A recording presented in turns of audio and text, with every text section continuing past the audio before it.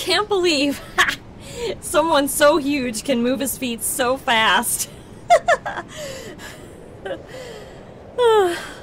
Oh my god.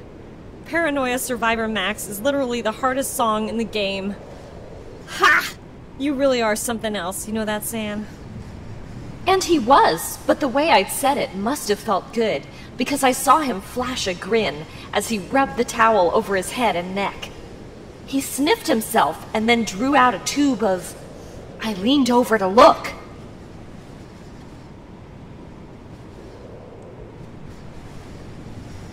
Look, Old Spice deodorant was the winner! Woo!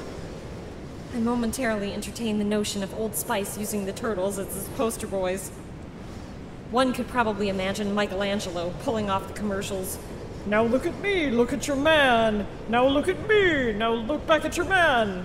Sadly, your man isn't me, but he could smell like me. Routine.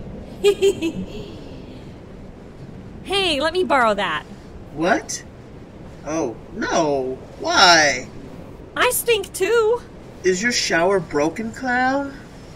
Go walk outside for 15 seconds with no coat on. Bah! I'll get my own stick and smell like flowers and baby powder then.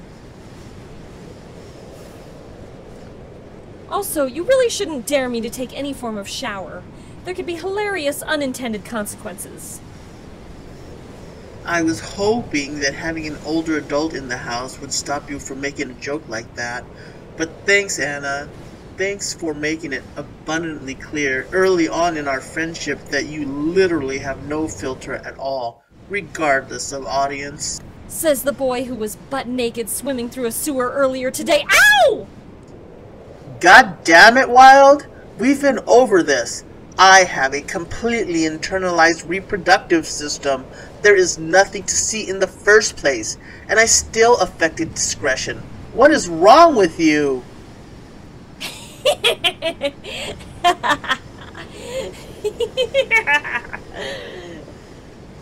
Do I smell of deer musk, pine shavings, and awkwardly prepubescent turtle right now? Ha! Woo! Ah!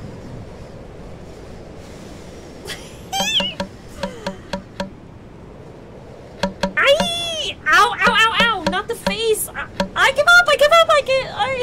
I yield. Uncle! Fuck you!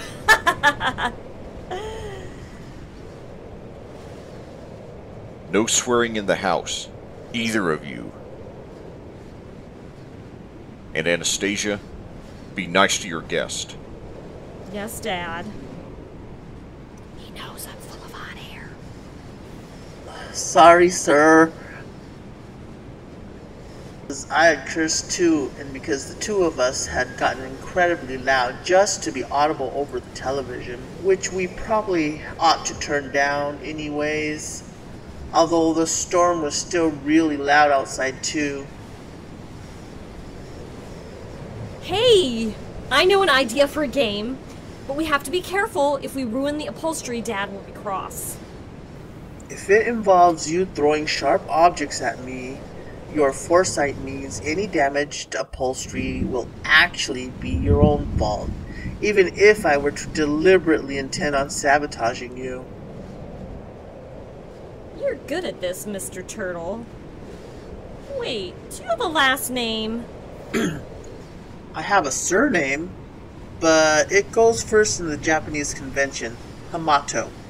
Hamato Sandro. Very well. You're good at this, Mr. Hamato. That sounds incredibly ominous and epic when you say it like that. I have evil laughter to go with it. Would you like to hear it?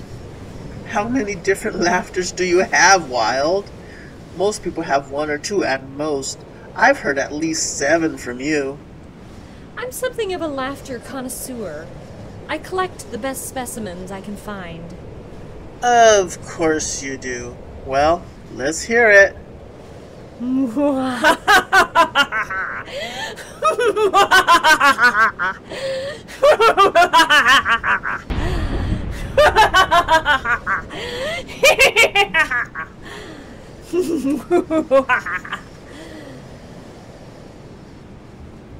Did you time the lightning? Damn straight I timed the lightning. As to the game, you've noticed there are dartboards scattered around the house, seemingly at random.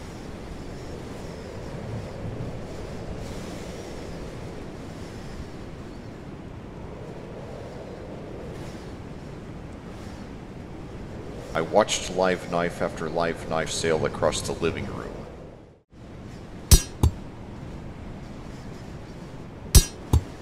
Slowly at first, and then faster. Commas flashed left and right, in fast, decisive hits. Striking the knives into boards or crates. I considered that I probably ought to have considered living in a warehouse if children were going to lob pointy objects about my parlor, as there really wasn't enough space for them to train freely. Or, then again, perhaps this would teach them accuracy and self-control. The latter is not a virtue I'd have an easy time teaching on my lonesome. Can you hit the board to my side? Bro! Okay, here's a challenge. Knife! Sandro jumped slightly when Anastasia caught the handle right out of the air without even looking. And little did Sandro realize how much of a trick that really was, when Anastasia could not feel my reflections and had to catch on different instincts than were normal for her.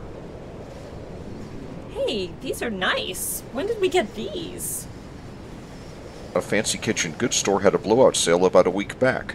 Nice job not losing a finger, by the way. Hey, you're the one throwing it. He puts the handle right into my palm. It's not magic, it's timing. They were fast learners. Both of them. They lived and breathed in each physical movement. The intuitive geometry and spatial orientation of the tools and contexts in which they were playing. At least for now, it was still only play. Her kill count is up to 4. I suspected it wouldn't stop there, which would make for a dangerous recipe if she ever ended up in the position to be arrested. At present, she still clearly demonstrated empathy for victims of attacks. But what if she drew the attention of another young vigilante, someone she could beat, and they thought her foe instead of friend? The answer to that remained unknown. Anastasia would end up figuring out the lesson herself, on the spot, in the very moments in which it happened, and that was all likely to happen much sooner than I wanted it to.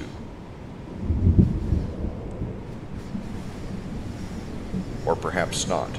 Once more, the interesting part of this dilemma was Sandro's behavior, not necessarily Anastasia's. This superhero boy was still playing with her, despite all the telltale signs she might be trouble, despite the signs that I might be trouble. And though his sheer size called into mind fools like Clark Kent, there was something shrewd and sharp behind those reptilian eyes, and in the lilt of his speaking voice. Sandro knew, or guessed, the basic silhouette of what he was dealing with, and he had implicitly agreed to hang around anyway, which was a somewhat disarming show of faith. Naive, perhaps, but not necessarily wrong. I'm retired, after all. Let's enumerate the pros and cons. Cons. 1. We need to remain hidden, and he could expose us even unintentionally. 2. His family is not a subsection of people we want knowing about us. Period. 3. Ninjas are rather difficult to hide from. 4. Anastasia is not a paragon of moral virtue. And, should he disapprove of her choices, the situation might sour rapidly, as they are still teenagers and make dramatic and foolish decisions off the cuff at the worst possible times. Pros. 1. There has been a sharp reduction in underaged vigilantism, as they are spending time with one another instead, and playing, almost like normal children. Finally. 2. The boy is 6 feet tall, fast, and capable of acting the role of a meat shield in an emergency. 3. He comes from a family that values the moral characteristics Anastasia seems to want to emulate, including discretion, possibly making him a good role model. 4. He is respectful and did not allow her to continue lying to me. 5.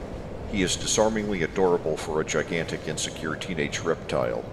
Say, that's one more pro than I had cons, isn't it? Well, I guess that solves it. Wait a minute! What smells like heaven? I made cookies. Really? Yes, but you don't get any. Wait, what? You lied to me, Anastasia. Your friend did not lie to me. He may have the cookies. You may not. His reward? Your punishment. And he gets to lick the bowl clean too, by the way. You made cookies for Sandro? Can I taste test them for arsenic first?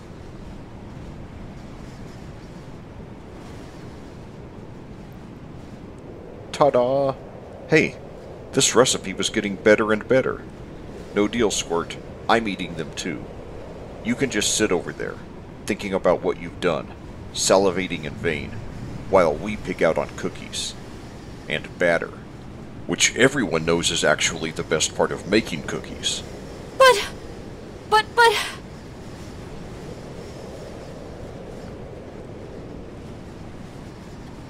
Try one, Sandro. They're chocolate chip, and really at their best while warm. And, to his credit, Sandro did indeed come up to help me mete out this punishment, and that was what made it well, and truly funny. Anastasia stomped and shouted inarticulately, and finally just came in and flopped at the table to suffer in silence where, at least, she could smell the cookies and pretend to be eating them. That was good enough for me. Hamato Sandro could stay.